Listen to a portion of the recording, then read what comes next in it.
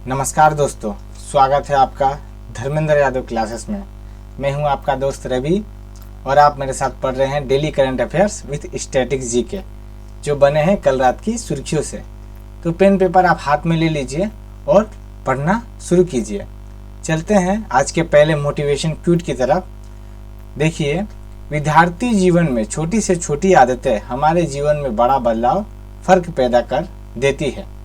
जैसे जो भी विद्यार्थी होते हैं उनके जीवन में छोटी से छोटी प्रयास, मतलब कि जैसे आज मैंने 1 घंटा पढ़ा,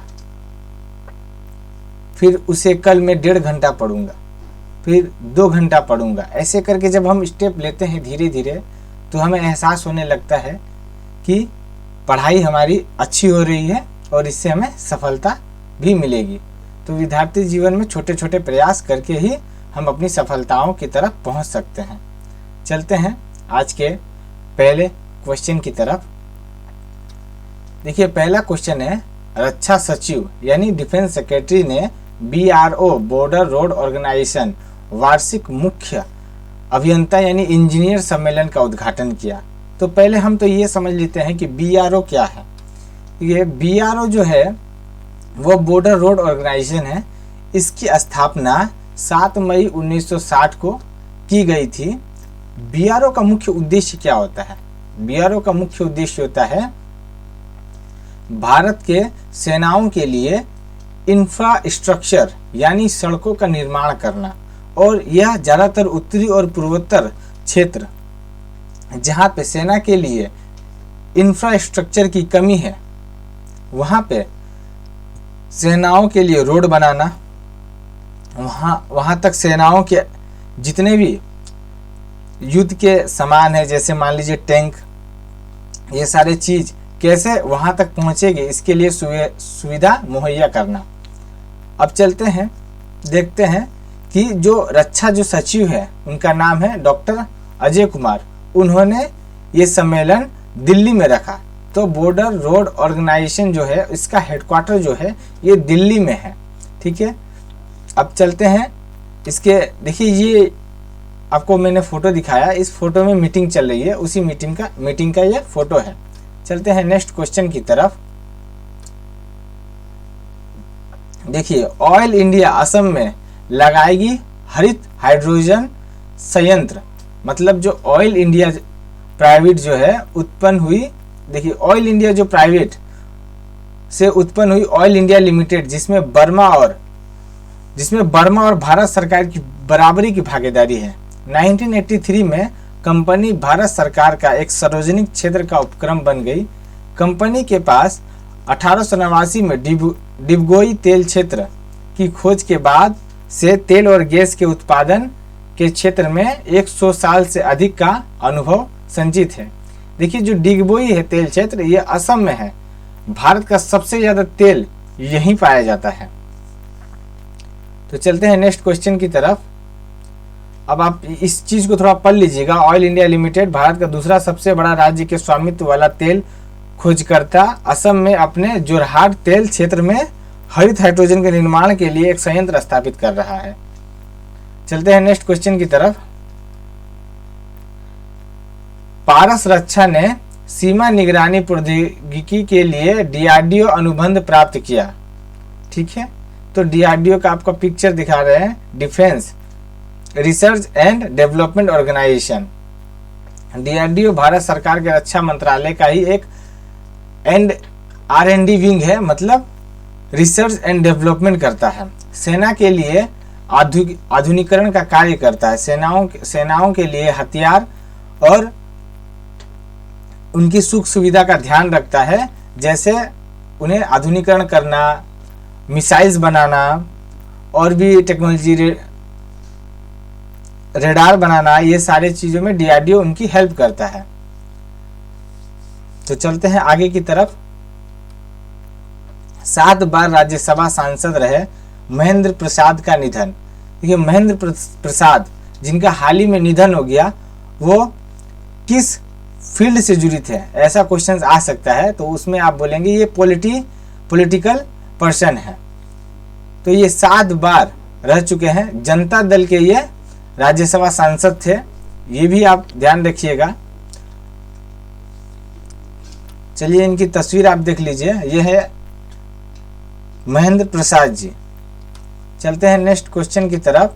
नीति आयोग ने चौथी the healthy state progressive India report जारी की। ठीक है, नीति आयोग ने चौथी the healthy status progressive India report जारी की। अब यहाँ हम पढ़ लेते हैं, जैसे नीति आयोग ने 27 दिसंबर 2021 को the healthy status progressive India report ranking का चौथा संस्करण वर्ष 2019 और 20 के लिए राज्यों के प्रदर्शन को जारी किया। बड़े राज्यों में केरल, तमिलनाडु और तेलंगाना प्रदर्शन के मामले में सर्वश्रेष्ठ 3 प्रदर्शनकर्ताओं में से एक है।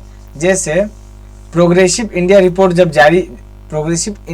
जारी की गई, उसमें सबसे पहला राज्य केरल, फिर तमिलनाडु, फिर तेलंगाना है। यही हमसे क्वेश्चन पूछेगा कि नीति आयोग ने चौथी the healthy status progressive India report जारी की, इसमें पहले स्थान पे कौन आया? तो इसमें पहले स्थान पे केरल आया।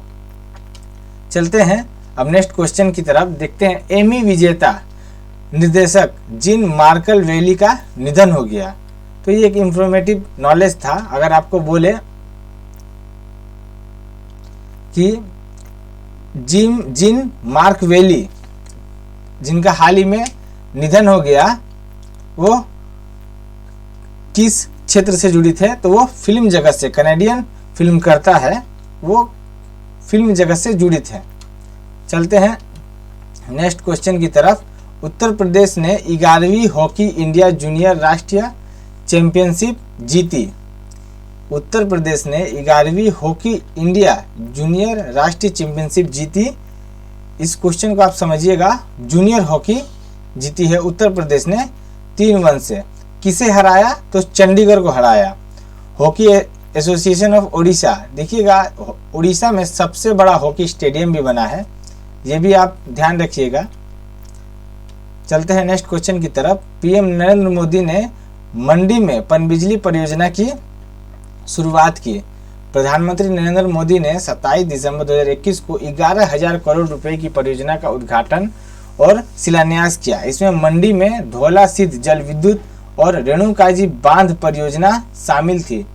उन्होंने लुहरी स्टेज एक हाइड्रो पावर प्रोजेक्ट की आधारशिला भी रखी। एक 210 मेगावाट बांध जो 1800 करोड़ से अधिक की लागत से बनाया गया है। चलते हैं नेक्स्ट क्वेश्चन की तरफ। मध्य प्रदेश सरकार ने नए जनसंपर्क प्रमुख की नियुक्ति की। ठीक है, मध्य प्रदेश सरकार ने राघवेंद्र कुमार सिंह को राज्य के जनसंपर्क विभाग का नया प्रधान सचिव और आयुक्त नियुक्त किया।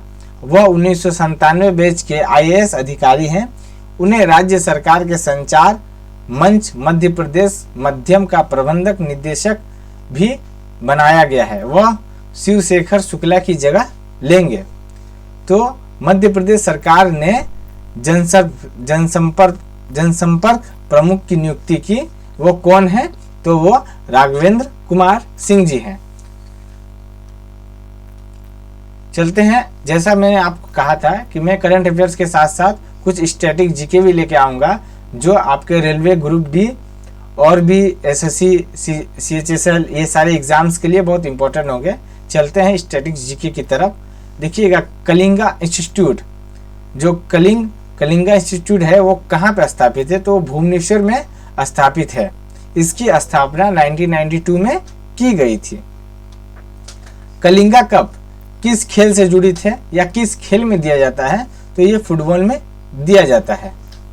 नेक्स्ट क्वेश्चन है, कलिंगा अवार्ड, इस साल का कलिंगा अवार्ड किसे मिला? तो BV हरिचंदन को मिला। देखिए, ओडिशा जो इस्टेब्लिश्ड हुआ था वो 1936 में हुआ था। ओडिशा में इसी साल मतलब 2021 के स्टार्टिंग में, ये एक साल का करंट अफेयर्स है, मतलब इसे स्टैटिक जीके ही कहेंगे। Thunder storm research centre Odisha में बनाया गया। फर्स्ट फायर पार्क भी ओडिशा में ही बनाया गया। कोविड मेमोरियल भी ओडिशा में बनाया गया। 34 चाइल्ड पुलिस स्टेशन ये भी ओडिशा में ही है। तो आपसे अगर सवाल पूछे thunder storm research centre, Bharat का पहला थंडर स्टॉर्म रिसर्च सेंटर कहाँ बना है, तो वो उड़ीसा में बना है। आपको इसी तरह आंसर करना है।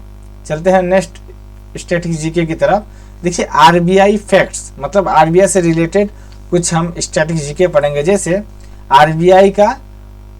आरबीआई फाउंडेड, मतलब आरबीआई की स्थापना कब हुई, तो 1935, 1 अप्रैल 1935 को हुई। आरबीआई का राष्ट्रीयकरण कब हुआ, तो 1 जनवरी 1949 को राष्ट्रीयकरण हुआ था इसका।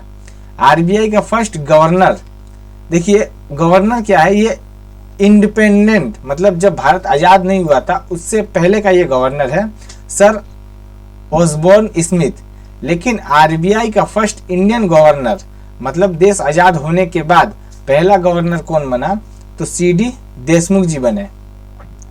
आरबीआई का लॉन्गेस्ट टेन्योर, मतलब आरबीआई में सबसे ज्यादा दिनों तक अपना सेवा देने वाला गवर्नर कौन था, तो वो बेंगाल रामा राउत है, जो 1889 से 1969 तक उन्होंने अपनी सेवा दी। आरबीआई का शॉर्टेस्ट टेन्योर, मतलब सबसे कम समय तक वो गवर्नर है, वो है अमिताभ कांत, वो 20 दिन तक ही गवर्नर है। आरबीआई का 25th गवर्नर, अगर आपको पूछे शक्तिकांत दास कितने नंबर के गवर्नर है, तो वो 25th गवर्नर है, 25वां गवर्नर है वो। Reserve bank of innovation hub एक इनिशिएटिव लागू हुई है, उसके सीईओ कौन है, तो राजेश बंसल जी हैं। चलते हैं नेक्स्ट क्वेश्चन की तरफ। न्यू एक्सप्रेस ट्रेन, मतलब जो नए एक्सप्रेस ट्रेन अभी उद्घाटन किए गए या उनको हरी झंडी दी गई, उनके बारे में आज हम पढ़ेंगे। जैसे गति शक्ति एक्सप्रेस, आपको क्वेश्चन दे देगा गति शक्ति एक्सप्रेस कहां से कहां तक चलती है बताइए, तो आप बताएंगे गति शक्ति एक्सप्रेस दिल्ली टू पटना चलती है। उसी तरह मोदी एक्सप्रेस कहां से कहां चलती है, तो महाराष्ट्र टू गोवा चलती है।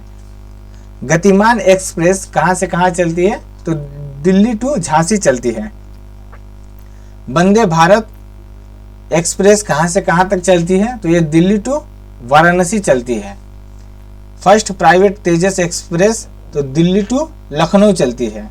फर्स्ट किसान ट्रेन एक्सप्रेस दियोलाली यानी महाराष्ट्र टू दानापुर बिहार चलती है। तो ज़्यादातर मामले में दिल्ली से ही स्टार्टिंग हुआ है, क्योंकि दिल्ली भारत का कैपिटल है इसीलिए।